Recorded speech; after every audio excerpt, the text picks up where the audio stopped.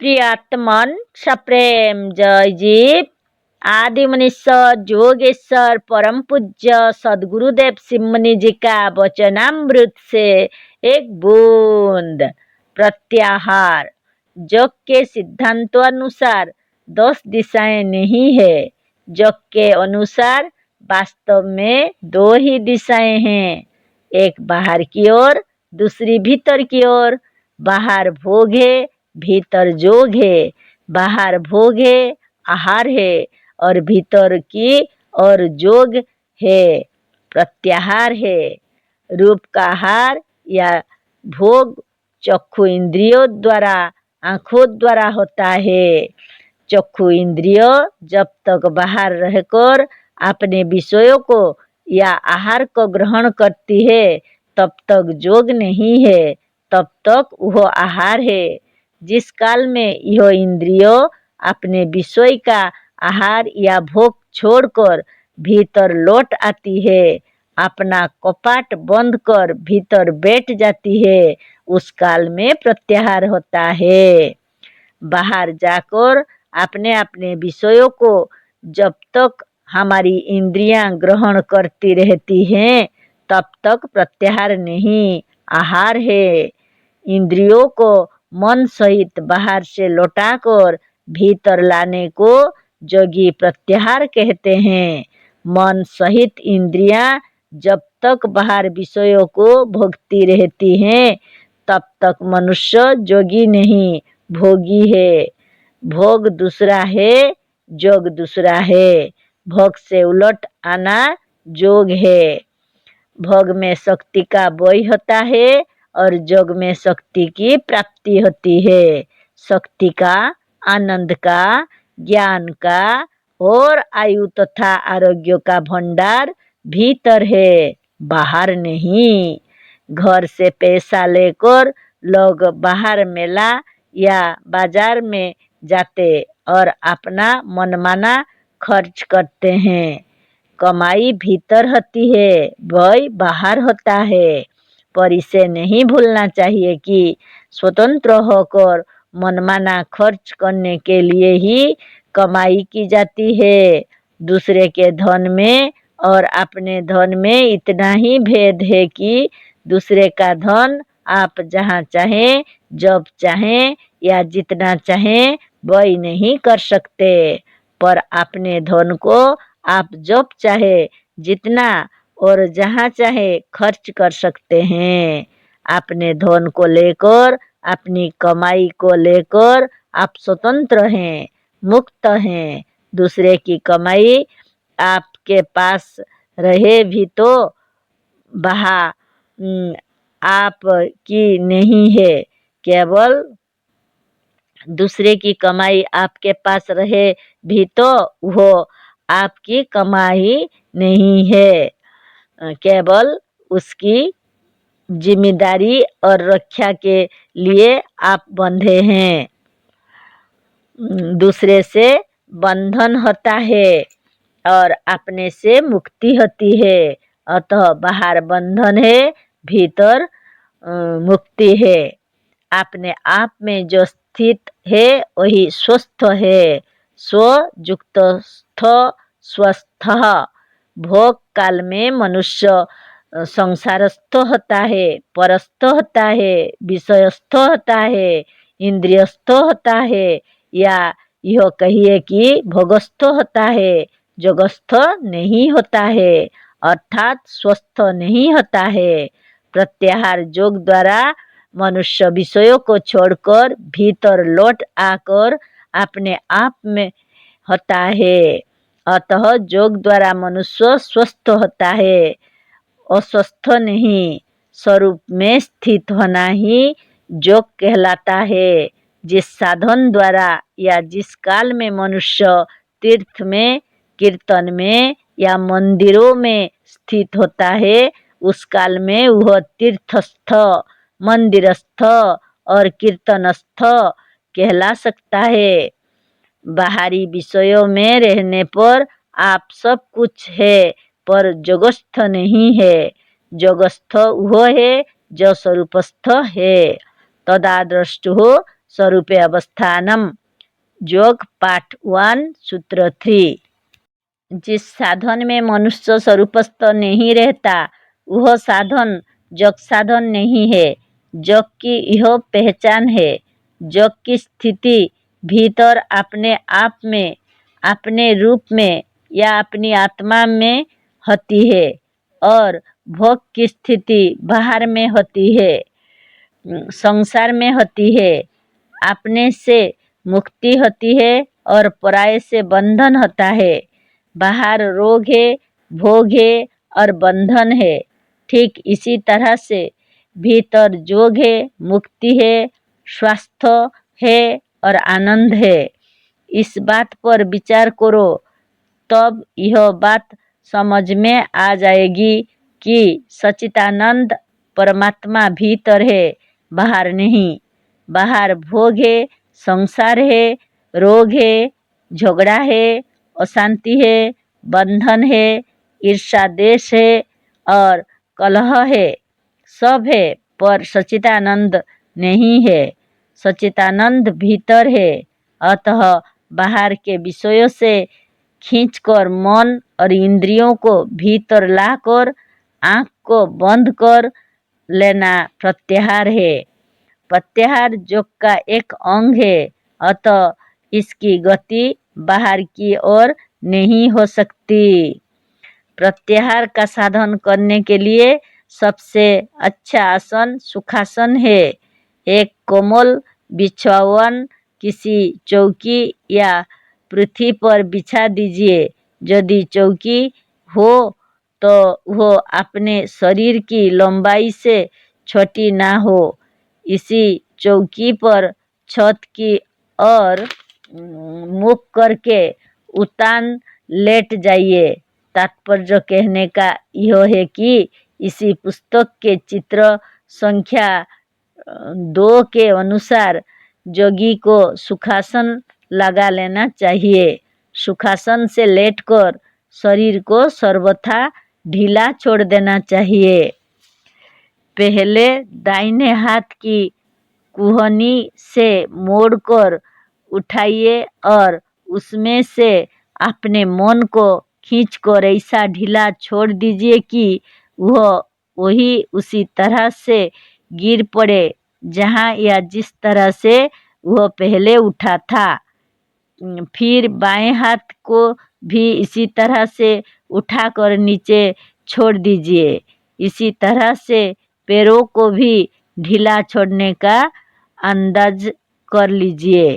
तात्पर्य यह है कि ऐसा करने से ठीक ठीक सुखासन लग जाएगा और शरीर ढीला हो जाएगा। इतना कर लेने पर जब अपने मन पर भीड़ जाइए, इतना कर लेने पर अब अपने मन पर भीड़ जाइए। देखिए उसे भी बिल्कुल छोड़ दीजिए। अच्छा या बुरा कोई विचार आपके मन में ना आवे। अच्छा या बुरा, शुभ या अशुभ, लाभदायक या हानिकारक, प्रिय या अप्रिय कोई विचार आपके मन में ना आवे। जो आवे उसे मन से त्यागने और भुलावाते जाइए जहाँ तक कि मन के भीतर कोई विचार ना रहे। मन के साथ सर्वथा एक तरंगहीन विशाल समुद्र की तरह निश्चल और गंभीर होकर और आँखों को बंद करके अपने स्वरूप में स्थित हो जाइए। यही प्रत्याहार है। जोगियों ने इसी प्रत्याहार को निम्नलिखित प्रकार कहा है। जं जं शृणेति कर्णभ्याम अप्रियं या प्रियमेव वा तं तमात्मेति विज्ञाय प्रत्याहरति जोगवित्। अगंधम अथवा गंधं जं जं जिघ्रति नासिका तं तमात्मेति विज्ञाय प्रत्याहरति जोगवित्। अमेध्यम अथवा मेध्यं जं जं पश्यति चक्षुषा तं तमात्मेति विज्ञाय प्रत्याहरति जोगभेद।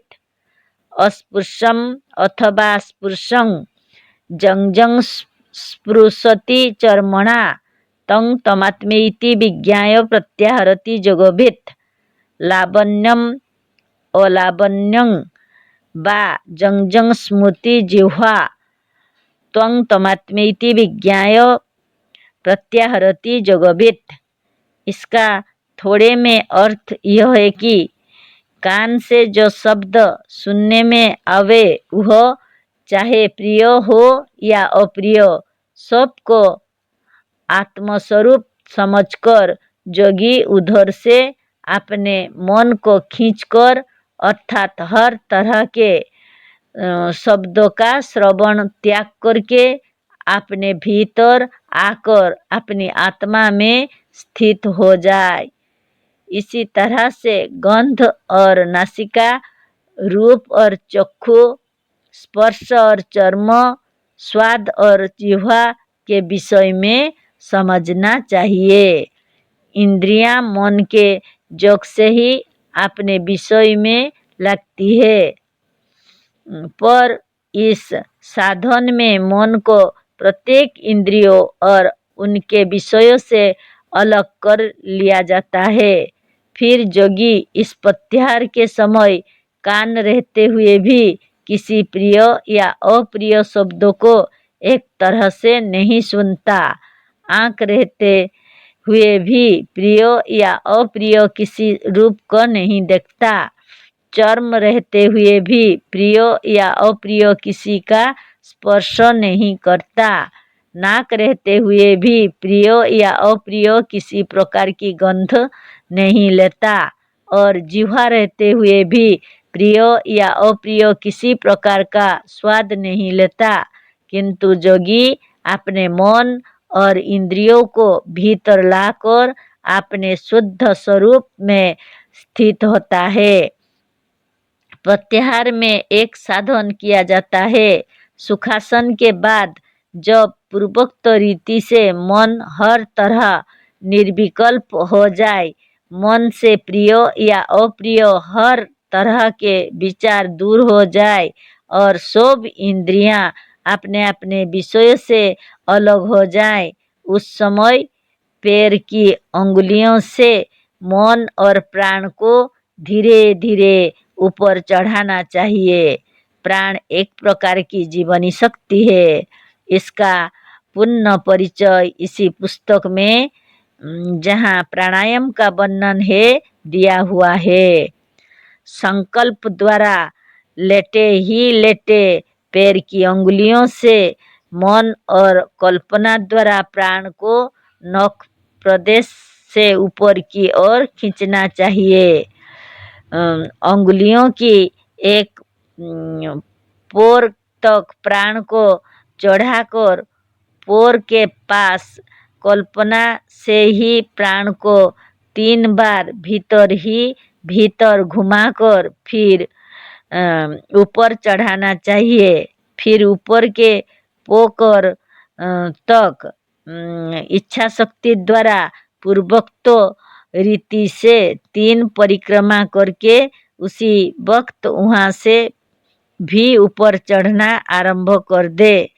इस यात्रा से जोगी को केवल अंगुलियों में 3 स्टेशन स्थान या मंजिल पड़ेंगे। इन्हें तय करके जब ऊपर उठे तो चौथे स्थान पर एड़ी के ऊपर जो पैर और टांग के बीच में जोड़ है वहाँ आना पड़ेगा। यहाँ भी पहुँचकर पूर्वोक्त रीति से 3 परिक्रमा करके आगे बढ़िए और 5वें स्थान तक सीधा चले आइए। 5वां स्टेशन घुटने जानू के पास है। 6ठा है जांघों के मूल में। 7वां गुदा के पास। 8वां जननेंद्रिय के मूल में। 9वां नाभि के पास। 10वां हृदय में। 11वां ग्रीवा के मूल में, 12वां बाहों के जोड़ के पास है, 13वां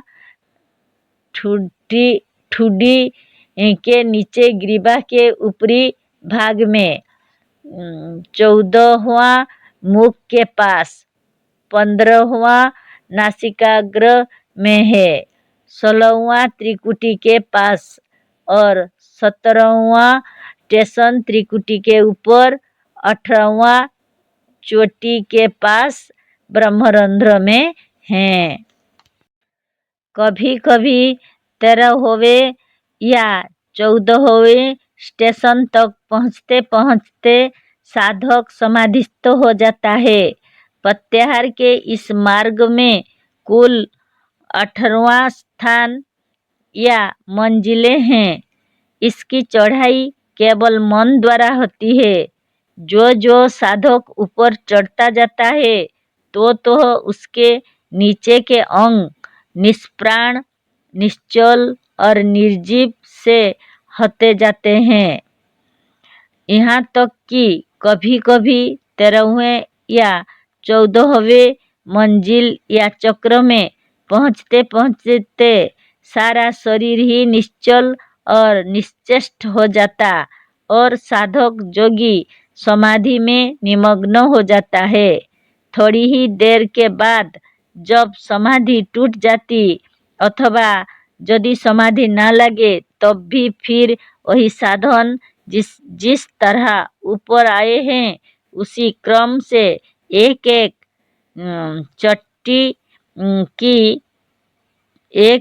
चोटी को तय करते हुए ऊपर से नीचे की ओर जाना चाहिए। जैसे ब्रह्मरंध्र से उतर कर भ्रुकुटी के पास, फिर भ्रुकुटी से प्राण को खींचकर नासिकाग्र पर लावे और मन द्वारा इसी क्रम से एक एक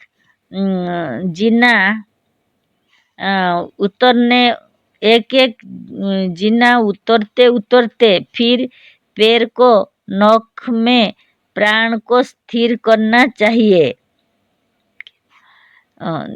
एक एक जीना उतरते उतरते फिर पैर के नख में प्राण को स्थिर करना चाहिए।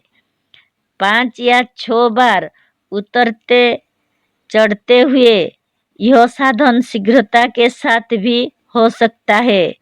जब यह साधन शीघ्रता के साथ किया जाता है तो इस चढ़ाई या उतराई के समय इन स्थानों की परिक्रमा नहीं की जाती है। बहुत से जोगी इसमें परिक्रमा की आवश्यकता नहीं समझते। इस साधन में साधक केवल अपनी इच्छा शक्ति और कल्पना द्वारा कल्पना के प्राण को लिए हुए चढ़ता या उतरता है। इस चढ़ाई और उतराई को साधक 5-6 बार कर सकते हैं। यह साधन बहुत ही सरल है। इससे जोगी बहुत ही अल्पकाल में ध्यानावस्थित होकर समाधिस्थ हो जाता है। इससे शरीर और मन, दिमाग का सारा श्रम दूर हो जाता है। साधन से शरीर मस्तक से लेकर पैर के नख तक शुद्ध होकर प्राण और जीवनी शक्ति से भर जाता है। साधन से शरीर मस्तक से लेकर पैर के नख तक शुद्ध होकर प्राण और जीवनी शक्ति से भर जाता है। इस साधन से जोगी की बुद्धि बढ़ती, रोग दूर होती और शरीर तथा सारी इंद्रियां ताजी और अधिक से अधिक काम करने योग्य हो जाता है। मन, शरीर और इंद्रियां बस में हो जाती हैं। शरीर और इंद्रियों के भीतर स्वच्छता और पवित्रता बढ़ती है। रक्त शुद्ध, स्वच्छ और निरोग होता है। स्थूल शरीर के सिवा इस साधन से साधक का सूक्ष्म शरीर और परलोक भी सुधरता है। इससे मनुष्य का सूक्ष्म शरीर स्वच्छ, पवित्र, बलवान और पुष्ट होता है। इसका कुछ दिनों तक साधन कर लेने पर योगी के लिए प्राणों को उठाना और फिर मस्तक से लेकर पैरों के नख तक उसको भर देना बाएं हाथ का खेल हो जाता है। इससे योगी अपनी आयु को बढ़ाकर मृत्यु को अपने बस में कर सकता है। प्रत्याहार की महिमा इस लेख के आदि में भी कही गई है। हमारे इस लेख में प्रत्येक साधन बहुत ही स्पष्ट रूप में कहा गया है। फिर भी यदि कोई साधक इसे समझ ना सके तो हमारे किसी शिष्य से मिलकर इन बातों को पूछ भी सकता है और जो शंका हो उसे दूर कर सकता है। योगी गोरखनाथ ने कहा है कि अंग मध्य यथा अंगानि कुर्मः संकोचयेत ध्रुवम योगी प्रत्याहारे देवामिंद्रियाणि तथात्मनि। जैसे कछुआ अपने अंगों को अपने भीतर खींच लेता है, उसी तरह से योगी इस प्रत्याहार के साधन में अपने प्राण और इंद्रियों को उसके स्थानों और विषयों से खींचकर अपनी शुद्ध आत्मा में स्थित होता है। जत सर्वो द्वंद्वयोरेकं जीवात्मा परमात्मानः समस्तो नष्ट संकल्पः समाधि साभिधीयते। इन सब श्लोकों का भावार्थ भी यही है जो ऊपर कहा गया है, पर इन सब श्लोकों में प्रत्याहार का विषय इतने सूक्ष्म रूप में इस तौर पर कहा गया है कि केवल पढ़कर प्रत्याहार के तत्वों को अच्छी तरह से नहीं समझ सकते। पर हमने स्वयं इसका साधन किया है और इस लेख में इस साधन के रूप, प्रकार और इसके फल को बड़े विस्तार के साथ लिखा है। फिर भी जब तक आप इसका साधन आरंभ नहीं कर देंगे तब तक खूब तत्व से नहीं समझ सकते। बात यह है कि जो केवल कथन की वस्तु नहीं है, यह तो करने की चीज है, अतः करने से ही समझ में आता है। सबसे उत्तम तो यह होगा कि आप यदि सीखना चाहते हैं तो हमारे किसी शिष्य के पास जाकर सामने बैठकर साधन को सीख लें। जय जीव।